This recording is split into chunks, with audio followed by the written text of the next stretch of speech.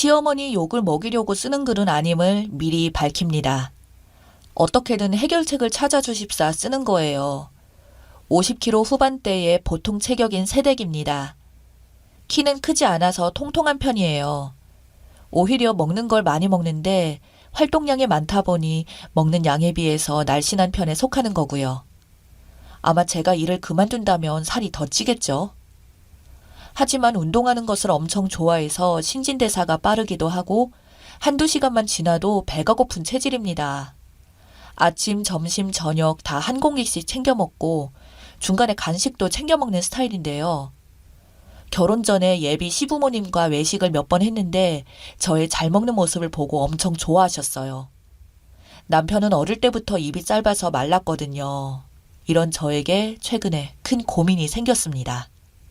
결혼 전엔 시댁에 간 적은 있지만 밥은 먹지 않고 인사차 간 거라 과일과 차만 먹었어요. 결혼 후에는 어머님이 손수 차려주신 밥을 먹었는데 어머님께서는 신경 쓰셔서 저 먹이려고 이것저것 상다리가 휘어지게 많이도 하셨더라고요. 근데 저는 도저히 먹을 수가 없었어요.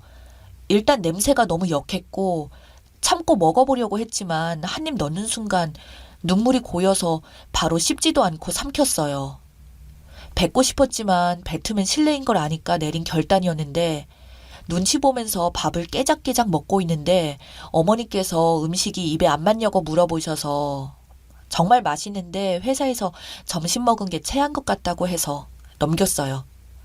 그리고 그 후에 몇 번 더 시댁에 방문을 했는데 남편을 꼬셔서 오늘 초밥이 먹고 싶은데 초밥 사가지고 가면 안 돼? 이런 식으로 음식을 사서 갔어요. 그리고 작년 추석에는 음식을 사갈 수가 없었죠. 친구들과 고민 끝에 첫 번째는 제가 음식 도와드린다고 해서 제가 한 요리만 먹든지 두 번째는 사실 그때만 입에 안 맞았던 거지 이번에는 괜찮을 거라는 결론을 내리고 혹시 모르니 일찍 가서 부모님 옆에서 음식하려 했으나 어머님이 저를 예뻐하셔서 부엌에 오지도 못하게 하시는 터라 제대로 하지도 못했고 콩나물 무침을 하려고 했는데 아직 요리에 대해서 뭘 알겠냐고 다듬는 거나 도우라고 하셔서 콩나물 대가리만 다듬다 끝났어요. 남편은 어머니가 다른 사람이 부엌 쓰는 걸 싫어하시니 그냥 앉아만 있으라고 했어요. 밥 시간이 되어 다행스럽게도 전 종류가 밥상에 있어서 밥과 전 종류를 먹는데 어머님이 나물 더 먹어야 건강하다며 시금치를 제 숟가락에 올려주셨는데 안 먹을 수도 없고 먹으려고 하는데 냄새가 나서 이미 그 맛을 아는 제 몸뚱아리는 거부감을 일으켜 먹지도 않았는데 토할 것처럼 욱하게 됐어요. 가족들이 동그랗게 눈을 뜨고 저를 쳐다봤고 왜 이러지 하면서 또 먹으려고 시도하는데 냄새 때문에 눈에 눈물이 고이고 욱했어요. 가족들이 혹시 하면서 임신으로 오해하더라고요. 저는 음식을 먹을 수 없어서 차라리 받아들였어요. 그러면 음식을 안 먹을 수 있을 것 같아서요. 제가 나쁜 사람인 거 압니다. 그렇게 음식을 못 먹겠다며 과일은 먹을 수 있겠다고 해서 과일을 먹다가 집에 왔는데 명절 끝나고 산부인과 다녀왔지만 당연히 임신은 아니고 남편은 좋아했다가 아닌 걸 알고 상상 임신한 제 마음이 아플까봐 더 잘해주고 어머님도 명절 끝난 주에 또 연휴 주말이라 오라고 하시더라고요. 제 마음이 안 좋을까봐 맛있는 거 해주시겠다고 했지만 저는 몸 안 좋다는 핑계로 안 갔어요. 그 후에도 밖에서 외식은 같이 했는데 집밥은 피했습니다. 눈치가 느린 남편도 엄마 음식이 입에 안 맞냐고 하기에 이르렀죠. 밥 먹는 걸 본 적이 없다면서요. 그래서 결국 실토했어요. 어머니 음식이 나랑 너무 많이 안 맞은 것 같다고요. 남편도 엄마가 서운해하실 거라는 거 알아서 섣불리 말을 못하네요. 김치, 나물, 국찌개 등 어머님이 한 요리 자체를 전혀 먹을 수가 없고 참치, 김 정도만 먹을 수 있었어요. 냄새가 동남아 냄새, 취두부 냄새, 달걀 썩은 냄새, 두리안 냄새를 다 섞은 듯한 냄새가 나요. 뭐라고 말을 못하겠어요. 실제로 맛도 그래요. 남편이 사귈 때부터 맛집을 가도 무슨 맛인지 모르겠다고 하고 엄청 맛없는 것도 그냥 먹고 하면서 남편은 요리 맛을 잘 모른다고 했는데 왜 그런지 알 것 같고 막 그러네요. 이상한 조미료를 쓰는 건지 어떻게 그런 맛을 낼 수가 있는지 제가 음식 안 가리고 정말 잘 먹는 편인데, 근데 남자친구의 가족들은 또 잘 먹어요. 저는 설이 벌써부터 걱정됩니다. 어머니께 상처드리지 않고 좋은 방법이 있으시면 알려주세요. 심한 감기에 걸려 후각과 미각을 상실시켜라와 같은 제 몸을 망가뜨리는 건 사양합니다. 안녕하세요. 지난번 제 글에 댓글 달아주신 거 감사해요. 처음에는 뭘 어떻게 접근해서 해결 방법을 찾아야 할지 막연했어요. 남편에게 얘기를 했지만 남편은 어머니 음식 맛에 길들여져 있어서 이상한 거 모르고 제가 해주는 거나 사 먹는 거나 맛있다고 하더라고요. 오히려 어머님 음식은 주니까 그냥 먹는 거라고, 익숙한 맛이니까 라고 하더라고요. 결론은 어머니 음식을 남편도 맛있다고 느끼지 않는다는 거였어요. 여러분들이 주신 댓글과 남편이 어머니 음식에 대한 평가를 종합해보면 뭔가 양념에 문제가 있는 것 같았습니다. 얼마 전 주말에 남편이 엄마표 불고기를 먹고 싶다고 한다며 불고기를 사가지고 시댁에 방문했습니다. 불고기 재는 거 가르쳐달라고 하면서 옆에 붙어 있었어요. 저는 불고기에 간장과 설탕, 매실액과 마늘 정도를 넣었는데 어머니는 이 가루 저 가루 엄청 넣으시더라고요. 그게 뭐냐고 물어보니 어머니는 천연 양념 아니면 안 쓰신다고 하더라고요. 그 순간 양념에서 뭔가 익숙한 냄새가 훅 하고 올라왔어요. 어머니가 어떤 요리를 하던지 넣는다는 마법의 가루가 몸에 좋은 멸치, 새우, 버섯 이런 건데 거기서 그런 냄새가 나더라고요. 마치 상한 것 같은 꼬릿한 냄새, 아주 역한 냄새요. 이때다 하고 말씀드렸어요. 어머니 이거 상한 것 같아요 라고 하니 어머니가 냄새를 맡아보시는 거예요. 근데 난 아무 냄새 안 나는데 라고 하시는 겁니다. 어머니가 냄새를 잘 못 맡으시더라고요. 남편도 부르고 시아버님도 부르고 다른 식구들 다 와서 냄새 맡으시고 상했다고 말씀해 주셨어요. 어머니가 양념통을 가스레인지 가까이 놓고 쓰시고 식구들 먹인다고 일부러 천연으로 준비하시니 벌레들이 꼬이고 상한 듯 해요. 그리고 양념도 비율이 있기 마련인데 그걸 전부 섞어 놓았으니 냄새도 나고 제대로 맛을 못 낸 듯 하더라고요. 어머니는 그게 상한지도 모르시고 맛도 잘 못 느끼시고요. 아무튼 그날 불고기는 부족한 요리 솜씨지만 제가 간단하게 양념을 해서 먹었어요. 어머님 마음 다칠까봐 식구들은 맛있다는 소리는 안 했습니다. 남편만 집에 와서 그거 맛있더라 하더라고요. 어머니 모시고 병원에 다녀왔고 코 쪽에 문제가 발견되어서 치료받고 계시고요. 어머니 양념별로 따로 담으시라고 예쁜 양념통 사서 선물해드렸어요. 예쁘다고 좋아하세요. 본인 음식 그동안 먹어준 식구들에게 고맙다고 하시고요.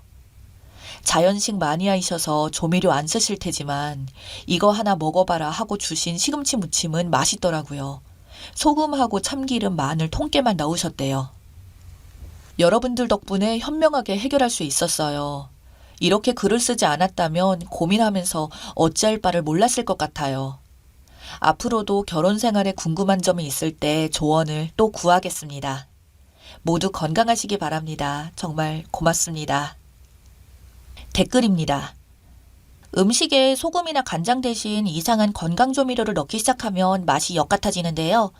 골목 식당 보면 아시겠지만 정성껏 음식을 해도 양념을 궁합에 안 맞게 하고 간을 못 맞추면 정성 들인 쓰레기밖에 안 됩니다.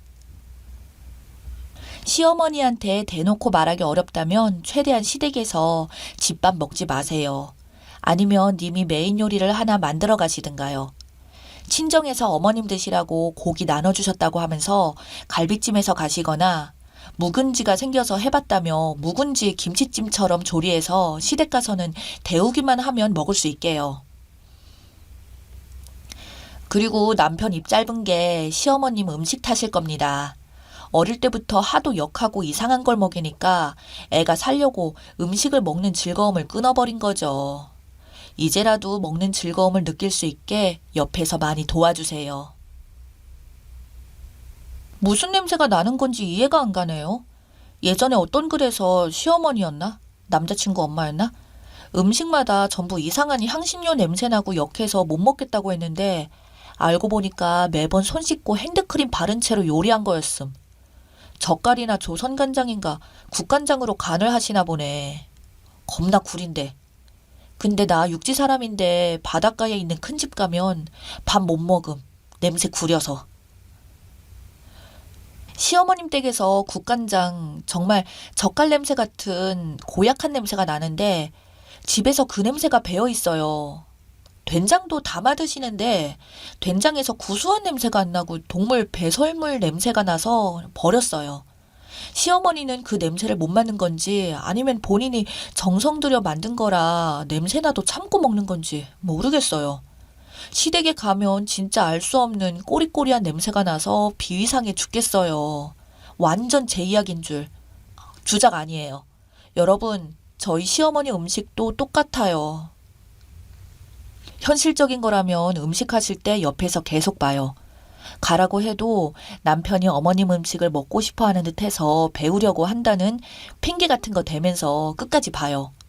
정상적으로 재료를 썼는데 저럴 수가 없으니 대체 뭘 넣었나 봐요. 그게 뭔지 알아낸 다음에 저는 그거 잘 못 먹는다.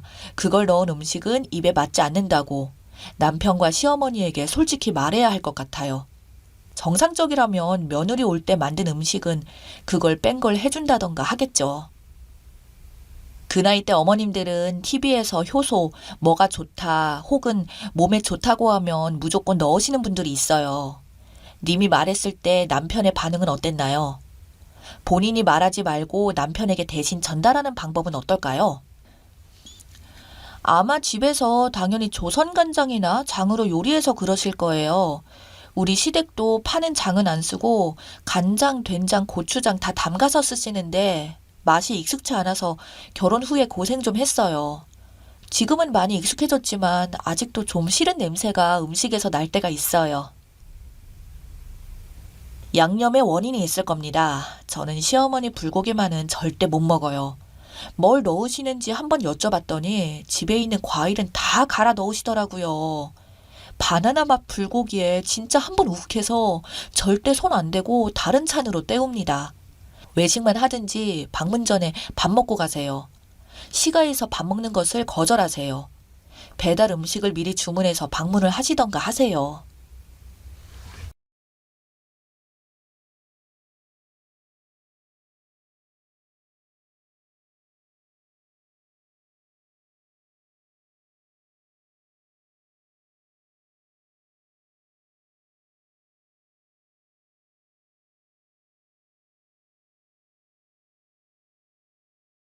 저는 올해로 67살이 된 여자입니다. 15년 전에 남편을 먼저 떠나보내고 딸과 아들 하나와 지냈습니다. 근데 큰딸도 결혼하자마자 외국에 나가 지내게 되어서 아들과 단둘이 지냈어요. 저희 아들도 회사가 지방이라 거의 지방에 있는 회사 사택에서 지냈고 늘 저 혼자 있는 시간이 많았죠. 그러다가 아들이 결혼하게 되면서 저에게 아주 큰 선물을 안겨줬습니다. 며느리가 너무 이뻤습니다. 처음에 저한테 인사하러 왔을 때도 방긋방긋 잘 웃으며 부침성이 얼마나 좋은지. 저도 딸 자식 키워봤지만 요즘에도 이런 아가씨가 있는지 정말 놀랐으니까요. 저희 딸은 올 때마다 시댁 불만을 말하고 툴툴거리는 게 참 많았었는데 그런 모습을 자주 봐서 그런지 이번에 예비 며느리를 만나면서 많이 조심스러웠거든요. 그런데 기우라는 표현이 딱 들어맞았어요. 제가 혼자 지내는 게 마음에 걸렸는지 결혼식 앞두고 많이 바빴을 텐데 저에게 자주 찾아와서 이야기도 많이 나누었어요. 그런 모습이 참 고마웠습니다.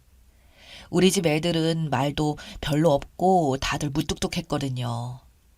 신혼집도 제가 사는 곳 근처에 잡더니 오며 가며 자주 들리기도 하고 나중에 아이를 임신하고 나서는 제가 해주는 밥이 그렇게나 생각이 났다고 배고프다며 찾아오는데 너무 예뻤네요. 저렇게 예쁜 짓을 많이 하는데 어떤 시모가 미워하겠나요? 뭐 하나라도 더 주고 싶고 그런 게 사람 마음이죠. 같이 밖에 나가면 친딸이냐고 다들 물어봤으니까요. 저는 그때 아들에게 선물을 받았다고 생각했습니다. 그런데 어느 날부터 며느리가 연락도 뜸하고 자주 찾아오지도 않는 것 같더니 나중에는 아들이 이사를 해야 한다고 서울 근처로 집을 새로 알아보고 있다면서 갑자기 멀리 떠난다고 했습니다. 소식을 듣고 바로 다음날 며느리에게 연락해서 무슨 일로 이사하게 됐는지 물어봤는데 예전과는 많이 달라 보였습니다. 저와 있는 걸 불편해하는 것 같았어요. 말수도 확 줄어들고 예전처럼 잘 웃지도 않았어요.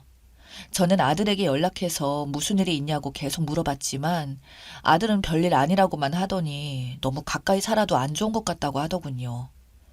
그 소리를 듣자마자 심장이 철렁했습니다. 불편해하는 게 맞는 것 같았어요. 서로 사이가 한번 서먹해지기 시작하니 언제 가까웠나 싶을 정도로 멀어지더군요. 저도 혼자 속앓임만 하며 있다가 언젠가부터는 다른 시어머니들처럼 며느리에게 섭섭하기 시작했습니다. 남들과 다를 게 없구나 싶었어요. 그렇게 저희 아들 내외는 이사를 가버렸고 처음엔 혼자 집에서만 지내다가 이렇게 사는 건 아닌 것 같아서 밖에도 자주 나가고 운동장에서 새로 친구도 만들면서 바쁘게 지내려고 노력했어요. 새벽에 운동하다가 알게 된 친구가 있는데 저랑 나이도 같고 남편 없는 것도 똑같고 자식들도 얼추 비슷했습니다. 자주 만나서 이야기도 나누고 놀러 다니기도 하면서 예전처럼 바쁘게 지냈어요. 그러던 어느 날 주말이었어요. 그날도 원래 그 친구와 만나기로 했었는데 갑자기 아들 내외가 찾아왔다고 안 된다고 하길래 알겠다고 하고는 집에 있었습니다. 근데 그 친구에게 전화가 왔어요. 다들 나가서 이제 좀 한가하다고 만나자고 해서 저도 나가봤습니다. 손주들이 너무 뛰어다니길 좋아해서 동네 근처에 있는 키즈카페에 보냈다고 요즘 애들은 거기서 논다고 하더라고요. 저야 평생 그런 곳은 가본 적도 없고 들어본 적도 없어서 궁금하긴 했습니다. 놀이터 같은 곳을 카페 안에다가 만들어 놓고는 부모들은 좀 쉬고 아이들은 뛰어노는 곳이라며 그 덕분에 집이 좀 조용해졌다고 했습니다. 그때 갑자기 친구가 옆에서 전화를 받더니 알겠다고 거기로 가겠다고 하는 겁니다. 며느리에게 전화가 왔다고 애들 가방을 집에 놓고 와서 가져다 줘야겠다면서 저보고 할 일 없으면 같이 가자고 하길래 키즈카페라는 것이 뭐 하는 곳인가 궁금하기도 했고 나중에 저도 손주 데리고 갈 수도 있으니 같이 가보자고 했어요. 그렇게 친구 따라서 도착을 했습니다. 입구에 멀뚱하게 서서 기다리고 있었어요.